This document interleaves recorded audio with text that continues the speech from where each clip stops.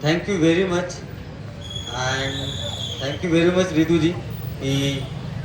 for leading this movement and moreover for standing for this particular cause. तो जब मुझे पता चला कि हमारे समाज की हमारी एक बहन एक और मैंने रितु जी के कुछ वीडियोस भी इसके पहले देखे थे, और जब हम कुछ वीडियोस देखते हैं तो हम बहुत ही कम हमारे समाज के ऑलरेडी पढ़े लिखे लोग जो अपने समाज के प्रति चेतना रखते हैं, समाज के प्रति अपनी भावना रखते हैं और समाज में जो इश्यूज है उसके ऊपर बात करते हैं, बहुत चुनिंदा लोग हमारे समाज में है, बहुत कम लोग, और खास करके उन लॉबियों से बहुत कम है जो शिक्षा के क्षेत्र में है, जो एजुकेशन में है या ब्यूरोक्रेसी में है, ऐसे हम बहुत कम लोग देखते हैं। तो मुझे बड़ा अच्छा लगा कि ऐसे हमारे समाज से, खास करके हमारे समाज की महिलाएं, आज एक बहुत महत्वपूर्ण दिन है, एक ऐसे शास्त्र को जलाया गया जो इंसान को इंसान नहीं मानता है, और खास करके आज जिन्हें हम शेड्यूल कास्ट कहते हैं उस समाज के पुरुष और महिलाओं को, दोनों को भी जानवरों से भी बदतर स्थिति में कैसे रखा जाए इसकी बात करता है। आज उस मनुस्मृति का दहन दिवस है जिस दिन बाबा साहब ने अपने साथियों के साथ में मनुस्मृति का दहन किया था। तो उस दिन आज हम यहाँ पे इकट्ठा हुए हैं, बहुत महत्वपूर्ण बात है। तो उसी बात को जब हम याद करते हैं, इतने साल होने के बावजूद भी हम आज भी बहुत कम हमारे समाज से महिलाएं देखते हैं जो पुरजोर तरीके से अपनी आवाज और प्रखर तरीके से अपने मुद्दों पर बात करती है। तो लेकिन जब वो बात करती है तो हम सबको अच्छा लगता है कि वो बात कर रही है, बाबा साहब का नाम ले रही है, समाज के इश्यू पे बात कर रही है, लेकिन वो बात करने के बाद जो कॉन्सिक्वेंसेस उनके साथ होते हैं, जो उनको उसका भुगतान करना पड़ता है, you know, like there is a word, a good word, that you have to pay the toll to fight for a justice, कि आपको एक तरह का टोल पे करना पड़ता है जस्टिस पाने के।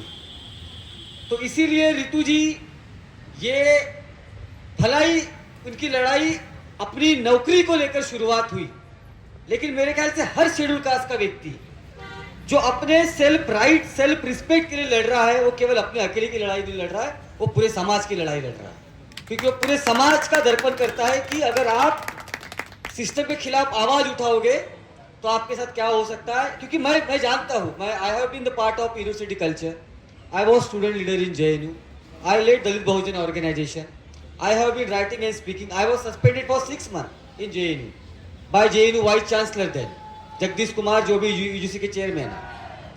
ही suspended me for fighting for reservation of schedule caste communities in campus. So it was not new for मी। तो मुझे पता है कि एजुकेशनल इंस्टीट्यूशन में, खास करके यूनिवर्सिटी कल्चर में बहुत कम लोग हैं, खास करके दबे कुचले समाज से आने वाले बहुत कम लोग हैं जो इस तरह की प्रखर रूप से अपनी आवाज लोगों के सामने रखते हैं। और इसीलिए मुझे लगता है कि रितु जी के साथ खड़े होना इस आंदोलन में, हाँ सर, और रितु जी के इस आंदोलन के साथ अपनी सहमति दर्ज करते हुए इस एक जस्टिस की लड़ाई को कैसे आगे बढ़ाया जाए, मेरे ख्याल से हर उस व्यक्ति का एक कर्तव्य है जो अपने आप को बाबा साहब का अनुयायी मानता है, जो अपने आप को बाबा साहब के मूवमेंट को आगे बढ़ाने वाला एक कोई व्यक्ति मानता है। उसी चीज को जानते हुए मैं अपने संगठन से, जो हमारा एक न्यू बॉर्न ऑर्गेनाइजेशन है, नया संगठन है, all India independent schedule caste association,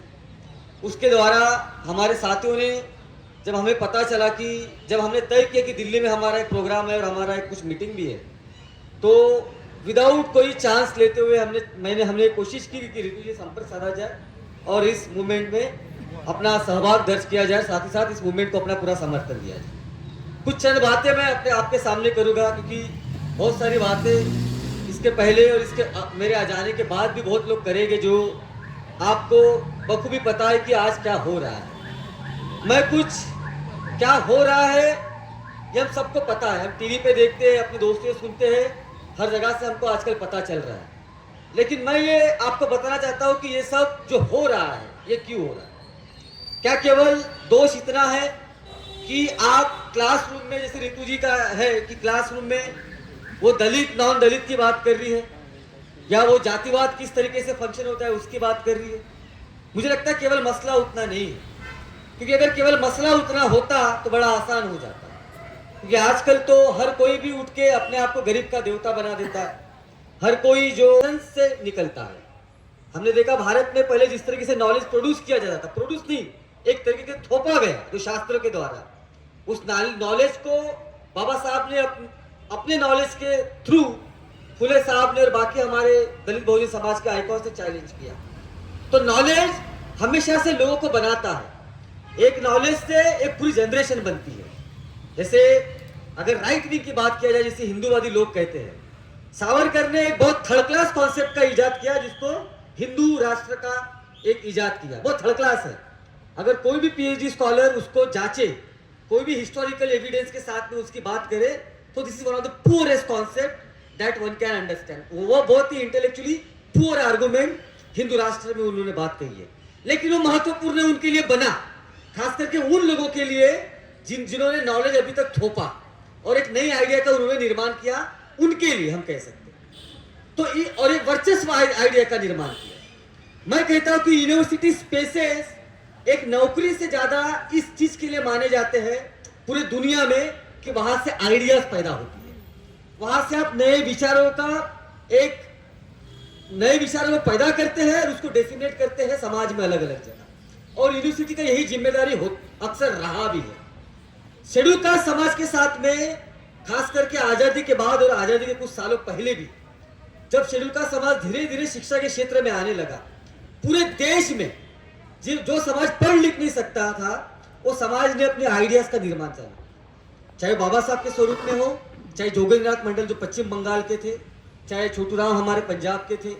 चाहे एमसी राजा हमारे तमिलनाडु के थे, अलग अलग देश के राज्यों में से, और हमारे शेड्यूल कास्ट की महिला जायबाई चौधरी जैसे लोग, जब जब उन्हें एजुकेशन मिला, उन्होंने नए विचारों को पैदा किया, समाज में उन विचारों को फैलाया। और ये विचार ही होता है जो समाज को चेंज करता है ना, एक जनरेशन को बनाता है। जैसे मैं महाराष्ट्र से आता हूँ, जिस जगह से मैं आता हूँ, मैं बार बार ये बात अपने भाषण में और बहुत जगह कहा है, जहाँ पे मेरा जन्म हुआ झोड़पट्टी में, जहाँ पर ज्यादातर लोग, जो साइकिल रिक्शा आपके दिल्ली में अभी भी दिखता है, वो मेरे पिता का काम करते थे।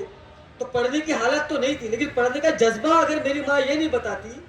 कि पढ़ना, वो तो नहीं पढ़ी लिखी, लेकिन अगर वो बाबा साहब की नई बात बताती कि बाबा साहब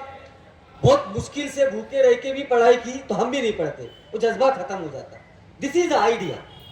व्हाई एजुकेशन इज इंपॉर्टेंट। वो कोट करना, बाबा साहब की बार बार वो बात करना कि शिक्षा जो है वो शेरनी का दूध है, आप पियोगे तो गुर्राओगे। वो कितना सच है कितना झूठ है इसको हमको जानना नहीं है, लेकिन एक जस्ट आइडिया कि भला मेरे घर में एक रोटी है, मैं आधी आज खाऊंगा आधी बाद में खाऊंगा, लेकिन शिक्षा लूंगा, ये समाज में आइडिया डालना बहुत महत्वपूर्ण था, जिस समाज को सदियों से स्कूल और गांव से बाहर रखा गया। और ये जो लोग हैं, ये लोग इससे नहीं डरते। मैं बार बार कहता हूं, आज का जो सत्ताधारी लोग हैं, जो इस देश का हिंदू अपर कास्ट है, बहुत क्लियरली अगर हम देखें, संस्थानों की बात करें, मैं अभी भी कह रहा हूं, ये आइडियाज से डरता है, ये उन आइडिया से डरता है, खास करके पेरियार के आइडिया से, ये बाबा साहब के आइडिया से डरता है। और इसीलिए ऐसे जो भी लोग जो इस बात को झुठलाते हैं कि आप सावरकर और अंबेडकर को कंपेयर नहीं कर सकते हो, इस बात को क्लासरूम में जो झुठलाएगा,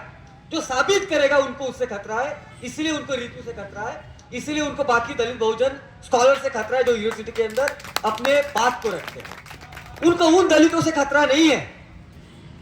उनको उन दलितों से खतरा नहीं है जो इनके सामने नतमत होके कि मेरा भांजा कहीं लगवा दो,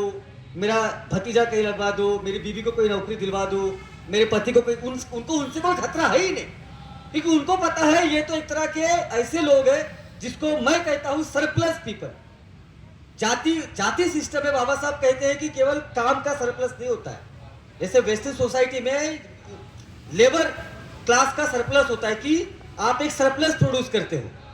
कि जिसमें उस सरप्लस से मैं अपना प्रॉफिट कमाता हूं, बराबर है। जाति में तो इंसानों को ही सरप्लस माना गया कि जिनके काम को काम ही नहीं माना गया। तो ऐसे सरप्लस लोग हर जगह है। कोई कोई पार्लियामेंट में कविता पढ़ रहे हैं,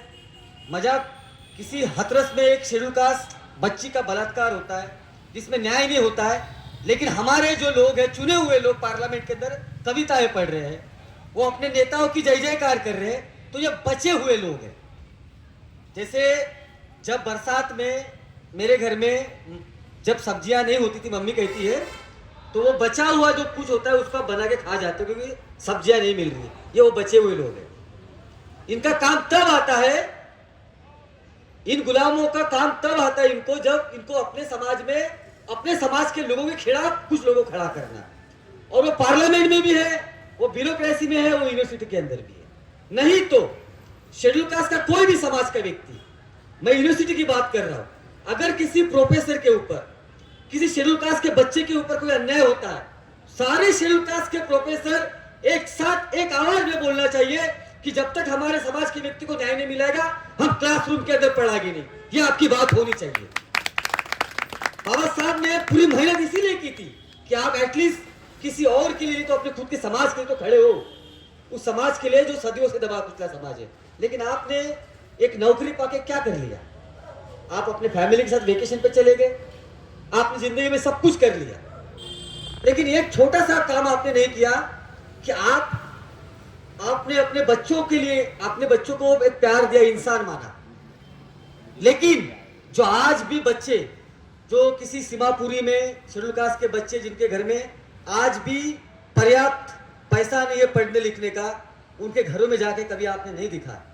कि क्या इनका बच्चा भी है, पढ़ लिख रहा है कि नहीं। आपने उस तरह का, मैं देखता हूँ, again I site about the place that I come from Nagpur, और मेरा स्टडी विदर्भा के ऊपर पीएचडी का। तो जब मैं आर्काइव निकल रहा था तो मैं देखा कि बाबा साहब के विदर्भा में एक्टिविज्म शुरू करने के पहले ही विदर्भ में खास करके शेड्यूल कास्ट के नेताओं ने और महिलाओं ने भी शेड्यूल कास्ट महिलाओं के लिए हॉस्टल बनाए, शेड्यूल कास्ट बच्चों के लिए हॉस्टल बनाए, कॉलेज बनाए। इसलिए बहुत लोग बोलते हैं कि महाराष्ट्र में आंबेडकर मूवमेंट बहुत स्ट्रांग है। वो इसलिए भी स्ट्रांग है क्योंकि बहुत पहले उनको ये समझ गया था, जो मिल वर्कर थे उनको बहुत पहले समझ गया था कि आज अगर मेरे समाज के व्यक्ति के ऊपर कोई अत्याचार हो रहा है, हम अगर नहीं खड़े रहेंगे तो हमारा सब कुछ खत्म किया जाएगा। तब उनको पता था, जब बाबा साहब विदर्भा में एक्टिविज्म की शुरुआत करने के थे, उसके पहले लेबर लीडर शेड्यूल कास्ट के विदर्भा में काम कर रहे थे, उसके पहले हमारी प्रेस बन चुकी थी। और सबसे इंपॉर्टेंट बात जो उन्होंने करी, उन्होंने ये करी कि उन्होंने स्कूलें बनाए। मैं जिस एरिया से आता हूँ, जाईबाई चौधरी, जो शेड्यूल कास्ट समाज से औरत आती थी,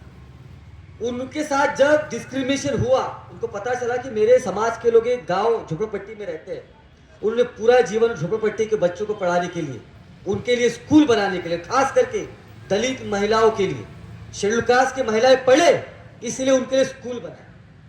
अपना पेट काट काट के। उनको ये तब समझा। मैं ताज्जुब करता हूँ कि आप इस इतना टेक्नोलॉजिकल रेवोल्यूशन होने के बाद भी पूरी दुनिया की जानकारी, डेटा आपके हाथ में है, एक फोन में है, आप रोज न्यूज देखते हैं, लेकिन ये ऐसी क्या बात है, ऐसा वो क्या चीज है जो आपके जहन को रोक रहा है कि शेड्यूल कास्ट के बच्चे यूनिवर्सिटी में सुसाइड कर रहे हैं,